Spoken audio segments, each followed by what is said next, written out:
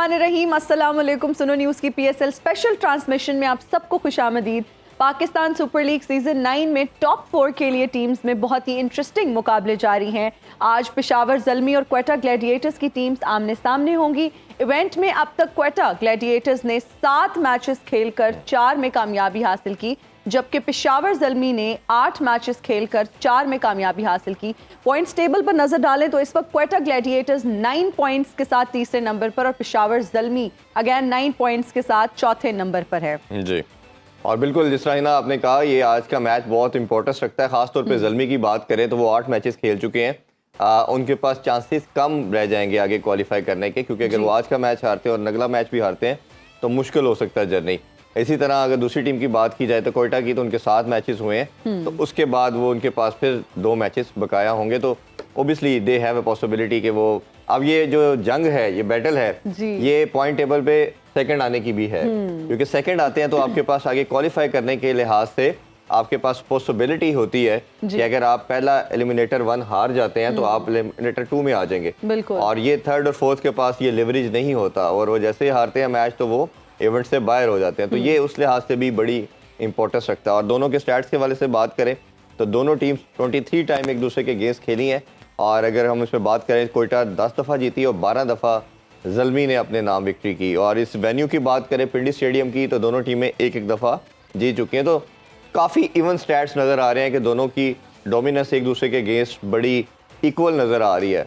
But obviously given day पे आज जो अच्छा खेलेगा वो जीतेगा। इस पे मेरा ख्याल है डिटेल में डिस्कशन करते हैं। आज हमारे पैनलिस्ट ज्वाइन कर चुके हैं।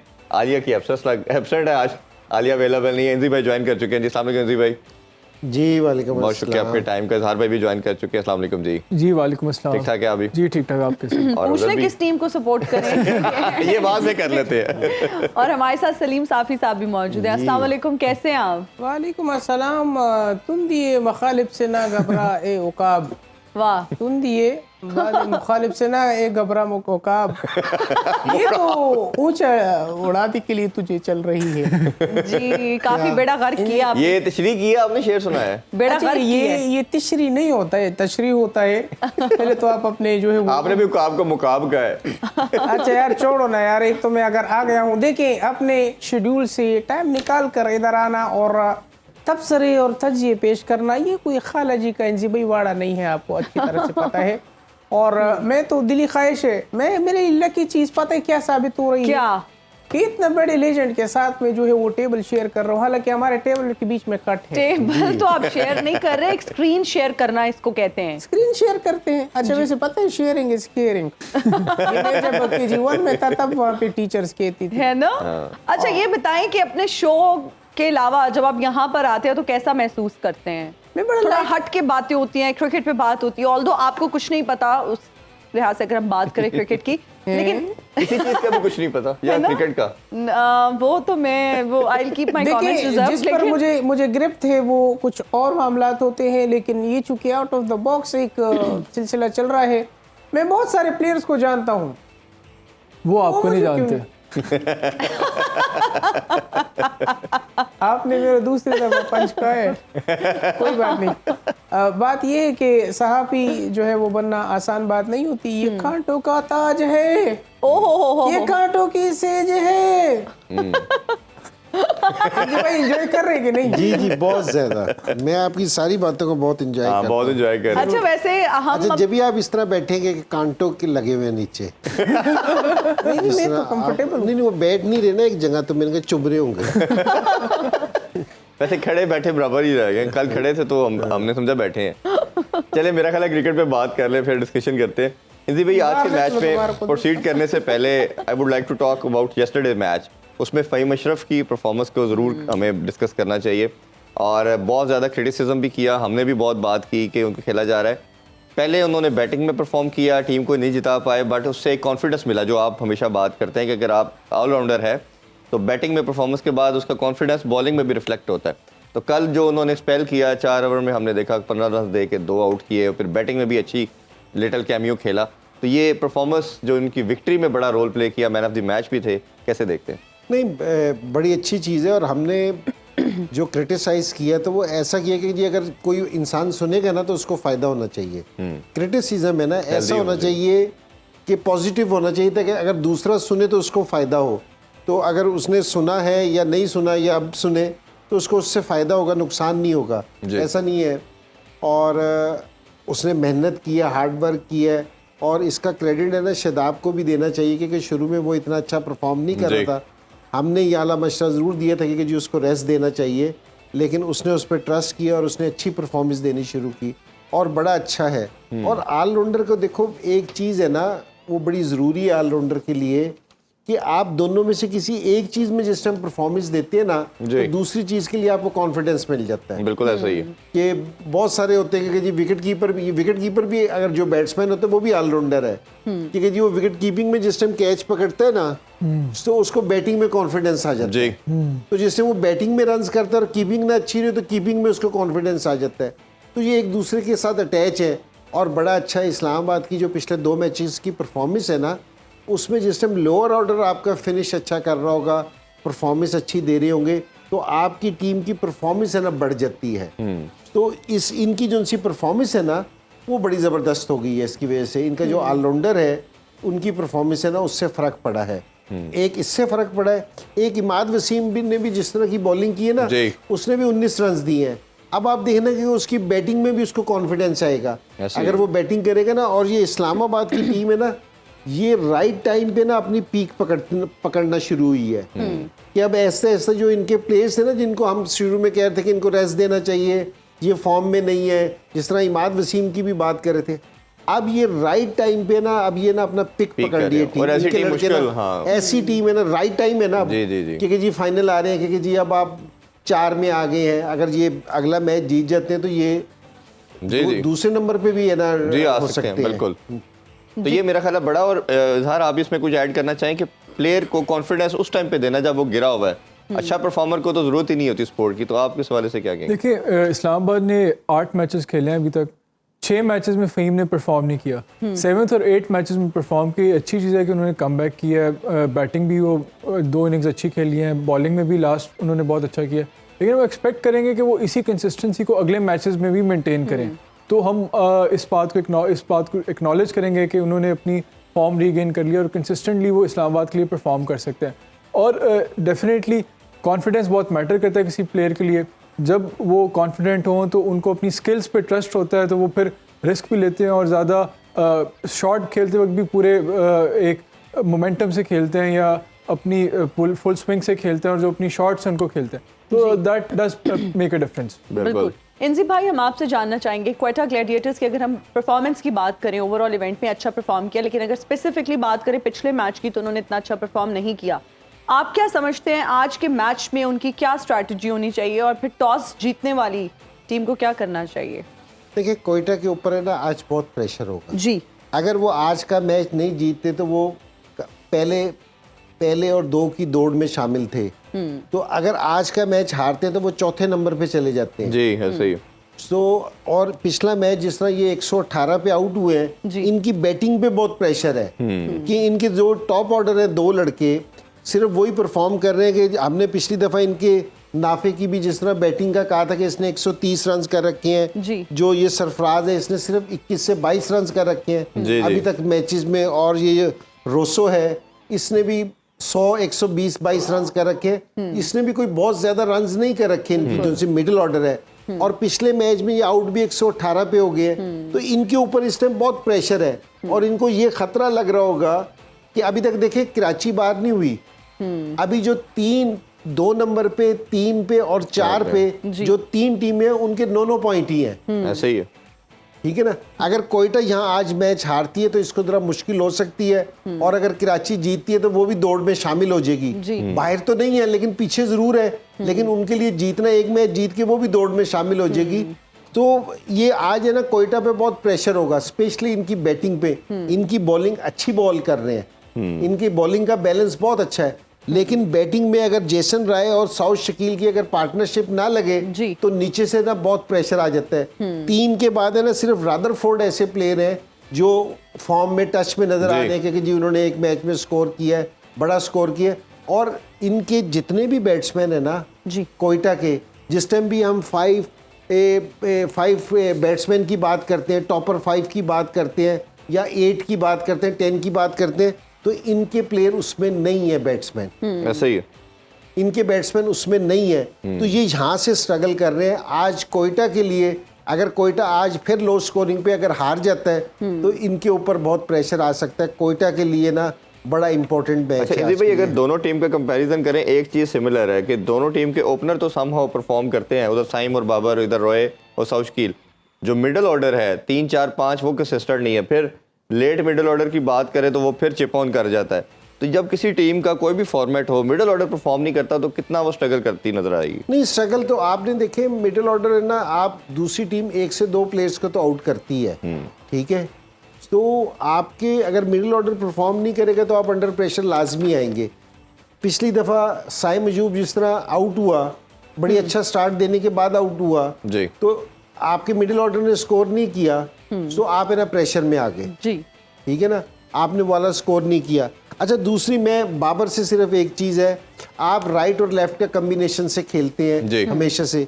कल जिस टाइम बाबर ने और सैम ने लास्ट मैच में दोनों ने बड़ी अच्छी कही, जिस टाइम साइम आउट हुआ तो आपने कैडमोर को बेचा, आपने ये हसीबुल्ला को क्यों नहीं भेजा? राइट और लेफ्ट का कम्बिनेशन है ना, मैं एज ए बॉलर है ना, आपको है ना बड़ा मुश्किल होता है कि आप किस लाइन पे बॉलिंग करें। एकदम आपको हर बॉल पे लाइन चेंज करना जरा बिल्कुल मुश्किल ऐसे ही है, पड़ता बिल्कुल ऐसे ही है। है। तो आपके लिए यहाँ बड़ा ज़रूरी है कि जी आप राइट डिसीजन लें। तो और कैडमोर है वो बिल्कुल फॉर्म में भी नज़र नहीं आ रहे, जिस हाँ, तरह वो ये कोयटा के है ना, इधर भी कैडमोर बिल्कुल फॉर्म में नहीं है। तो आपने एकदम उसको भेज दिया कि जी वो जहाँ साइम और बाबर बहुत अच्छा खेल रहे थे जी। कि उन्होंने पहली दफ़ा 6 ओवरों में 72 रन भी किए, तो उसके बाद है ना एकदम स्कोर रुक गया था जी। 5 से 6 ओवर के लिए। तो ये वाला मोमेंटम नहीं किसी टीम का टूटना चाहिए। तो यहाँ आज और लेकिन आज जो भी टीम जीतती है, बेशक कोयटा जीते या पेशावर जीते, ये क्वालिफाई कर जाएंगे। बिल्कुल ऐसे ही ठीक है। है। तो आज का फिर ये मैच आज का मैच इसलिए बहुत इंपॉर्टेंट है, फिर दौड़ शामिल हो जाएगी कि पहले 2 नंबर पे कौन आता है। हाँ जी। तो दोनों के लिए बहुत इंपॉर्टेंट गेम है। इम्पॉर्टेंट है। इजहार, जब हम पेशावर ज़ल्मी की परफॉर्मेंस की बात करते हैं, हमने देखा कि ओवरऑल उन्होंने भी अच्छी गेम खेली, लेकिन कहीं ना कहीं जाके हमें उनका कोलैप्स भी नजर आया। आप क्या समझते हैं आज क्या बेसिक स्टेप्स उनको लेने चाहिए अगर वो गेम में इंप्रूवमेंट चाहते हैं और अच्छी गेम खेलना चाहते हैं? देखिए, Peshawar is the inform team. Start उन्होंने थोड़ा स्लो किया था। अगर आप दोनों टीमों का अभी कंपैरिजन करें, किसका मोमेंटम, कौन सी टीम ज़्यादा मोमेंटम में, कोयटा ने बहुत अच्छा स्टार्ट लिया, लेकिन बीच में जो लास्ट उनके 4 मैचेस हैं, वो पिछला मैच भी हारे हैं, उससे पहले एक मैच उनका अबेंडन हुआ, फिर एक मैच जीते जो कराची किंग्स से था, उससे पहले वो मुल्तान सुल्तान से भी हारे। तो कोयटा इस टाइम ज़रा आउट ऑफ फॉर्म लग रहे हैं, लेकिन पेशावर ने शुरू में मैचेस हारने के बाद बड़ा उन्होंने कंसिस्टेंट परफॉर्मेंसेस दी और पिछले 4 में से 2 मैचेस वो जीत चुके हैं। तो इस time Peshawar is the inform team.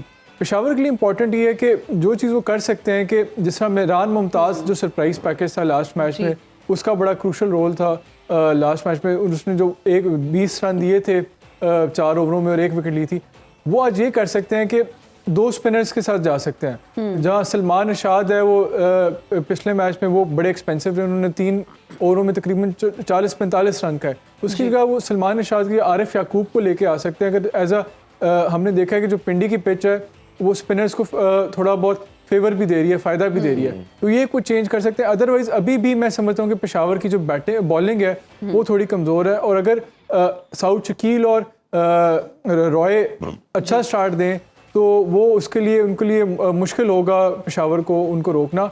और वहाँ पे जो दोनों हैं, ये साउथ शकील और रॉय, इन दोनों ने 200 प्लस स्कोर किया।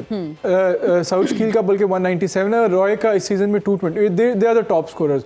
उसके बाद नीचे जिस तरह अभी ऑलरेडी हम बात कर चुके हैं, मिडिल ऑर्डर वो थोड़ा अंडर परफॉर्म है, उसको थोड़ा स्टेप अप करना पड़ेगा। ठीक है, ठीक है। सलीम साफी साहब, हम आपसे जानना चाहेंगे, आपकी मेमोरी सुने बहुत अच्छी है। मैं भी वही देख रहा था, जो गुफ्तगू हो रही थी बड़ी इंटेंस, और चूंकि ये एक बहुत मुश्किल शोबा है, मेरा तो काम है मुश्किल चीज़ों को समझना, मुझे आपकी समझ नहीं आई। आप लोग क्या बातें कर रहे थे? क्या तो हमें 2 दिन से नहीं आ रही, हम नहीं बोले। यहाँ आपने मुझे जो है वो हैरान कर दिया। लाजवाब कर दिया एनजी भाई ने और आपको। ये हम क्रिकेट की बातें कर रहे थे, कोई अहम तनसीबात की बातें नहीं कर रहे थे।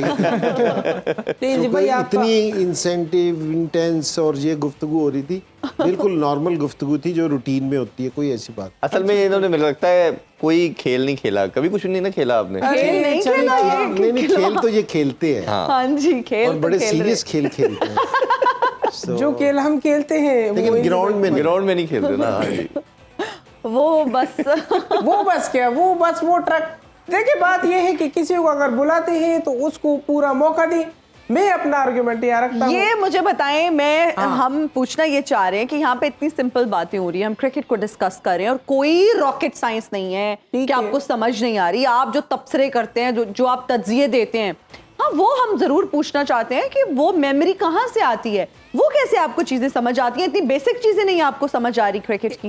इंजी भाई, लड़की ने सवाल पूछा, मेरे पता दोस्त नहीं है। मेरे दोस्त नहीं है। अच्छा, मेरे दोस्त किताबें हैं। अरे एक दफा तो एक किताब बाग की आई, ईद मिली, ईद मुबारक, मेरे भी गले लगाया। तो मैं डेली जो है वो 25 मेरा से ख्याल है 30 फेसबुक किताबें- के अलावा ना आपकी कोई किताब दोस्त नहीं है।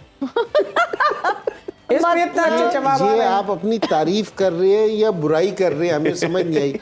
कोई आदमी ये कहेगा कि जी मेरा कोई इंसान दोस्त नहीं है, तो इसको मैं अच्छाई में समझूं या बुराई में समझूं?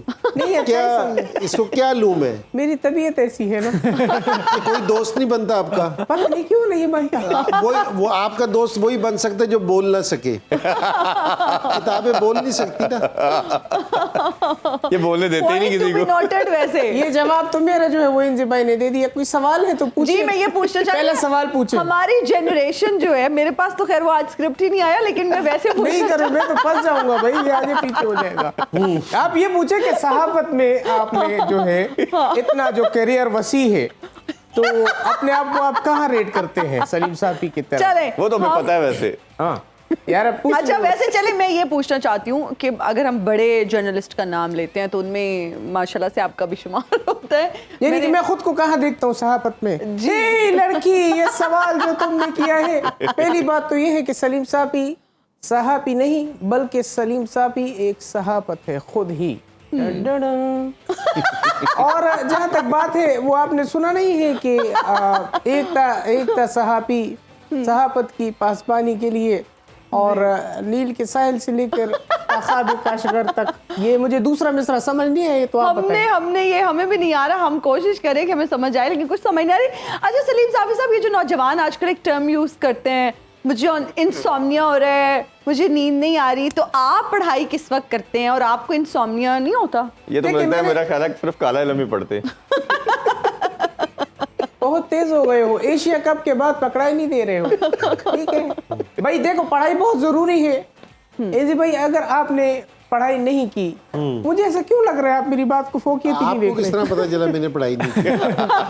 नहीं, सही है मतलब आपकी बात। आप अगर पढ़ाई नहीं करेंगे तो आगे बढ़ेंगे कैसे? या जैसे वो नहीं होता कि खाऊंगा नहीं तो बड़ा कैसे होगा। जी वो वही वाली बात है, तालीम बहुत जरूरी है। जी अच्छा ये बताएं, आपकी रूटीन क्या होती है? वैसे तो I don't think anyone would be interested to know I about don't your. know why you are asking this question from me. मेरी रूटीन जानकर आप क्या करेंगी?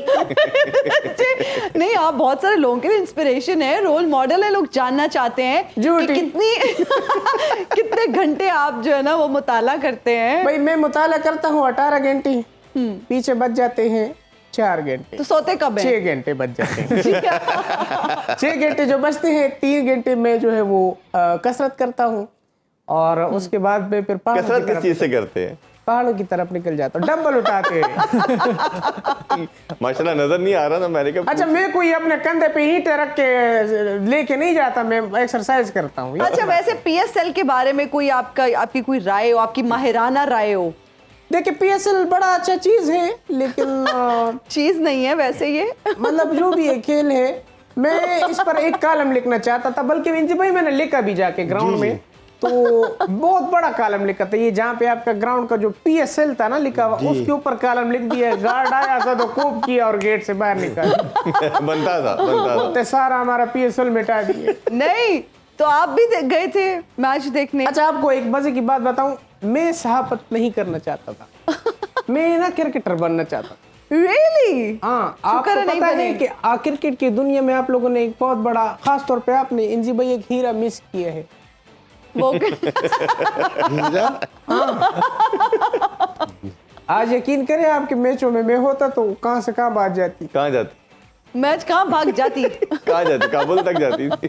यार देखो तुम अभी भाई हो मेरे, इसलिए मैं आपको कुछ नहीं कहता हूँ। अच्छा, कोई फेवरेट प्लेयर है आपका? रोल मॉडल तो होते हैं बहुत सारे, जैसे फेवरेट मेरा प्लेयर है जो सईद साहब थे स्नूकर के। हम क्रिकेट की बात कर रहे हैं। क्रिकेट की कर लेते हैं भाई क्रिकेट में तो पेरे एक ही नाम है, राशिद लतीफ। उससे बड़ा प्लेयर मैंने आज तक नहीं देखा। लेकिन उनको ज्यादा मौका नहीं दिया है भाई। क्यों जी? वो बड़े प्लेयर, जिस तरह आप भी बड़े प्लेयर, आपको भी मौका नहीं मिला, वो भी बड़े प्लेयर थे, उनको भी बड़े प्लेयर को ना छुपा के रखते हैं हमेशा। अच्छा सलीम साफी साहब से हम एक और फॉर्मूला पूछना चाहेंगे। आप लोग रेटिंग्स के लिए कोई खास कोई फॉर्मूला है आपके पास? ये रेटिंग्स की बहुत जंग चल रही होती है, देखिए हमारी टीआरपीज अच्छी आए, तो क्या फॉर्मूला है हिट होने का? इसका आसान सा हल है, ये जो पुराने जमाने में एंटीना आता था टीवी के लिए ना जी, तो मैं तो अक्सर रेटिंग के लिए छत पे चढ़ता हूँ, 2 ट्यूबलाइटें ले और उस तार से बांधे एंटीने के साथ लगाए, और जिसमें आटा गूंथते हैं वो तसला होता है, ताल होता है, वो भी रखे। तो जिस तरफ आप घुमाएंगे रोशनी सही मुनाकिस जहाँ करेगी, वहां से आपकी रेटिंग स्टार्ट हो जाएगी। ये पैमाना है भाई। मुझे क्या पता है रेटिंग क्या होती है, वो लोगों का काम है जो करते हैं।